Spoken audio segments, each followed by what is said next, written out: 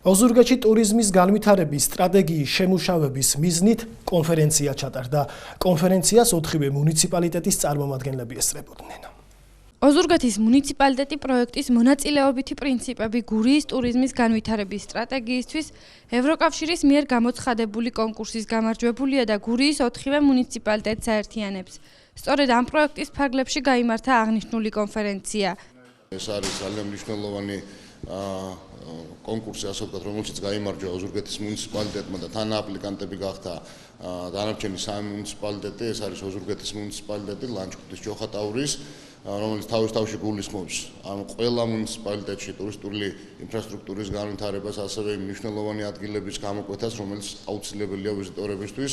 ასევე დღეს გაიმართა მნიშვნელოვანი კომპონენტის პრეზენტაცია, ეს არის მობილური აპლიკაცია, რაც ფაქტობრივად ძალიან ხელმისაწვდომს ხდის ჩვენს მუნიციპალიტეტებში შემავალი ისტორიული ძეგლების და ტურისტული სერვისების განვითარებას.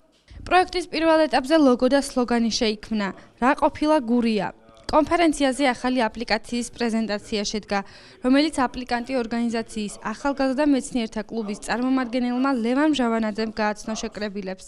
აპლიკაციით შესაძლებელია ინფორმაციის მოპოვება გურიის ტურისტული ძეგლებისა და რეგიონში არსებული ტურისტული სერვისების შესახებ. ჩვენ დავიწყეთ მობილური აპლიკაციის შექმნა, რომელიც დაახლოებით 1 თვეში იქნება დასრულებული ქართულ ენაზე და ეს იქნება Android-ის ბაზაზე აპლიკაცია, რომელშიც თემატურადაა დალაგებული ის ობიექტები, რომელიც შეიძლება ტურისტისთვის იყოს საინტერესო.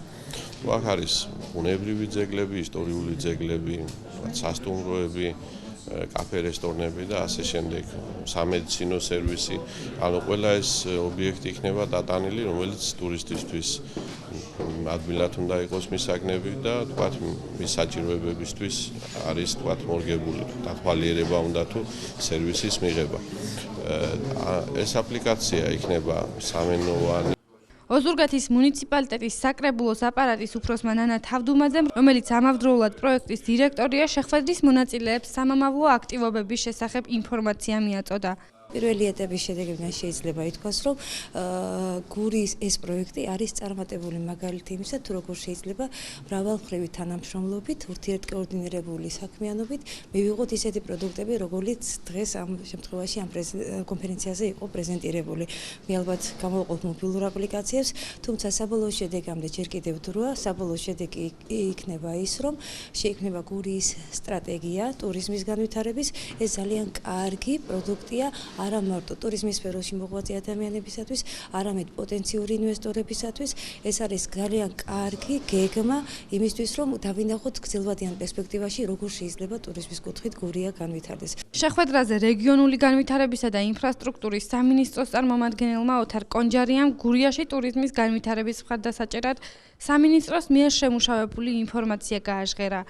სამინისტრო მიესალმება ამ პროცესს და თავის მხრივ იმ დადგენილი პროცედურების, იმ დადგენილი კრიტერიუმების ფარგლებში განახორციელებს ყველა იმ პროექტს, უპროგრამას, რომელიც ხელს შეუწყობს ტურიზმის განვითარებას რეგიონში.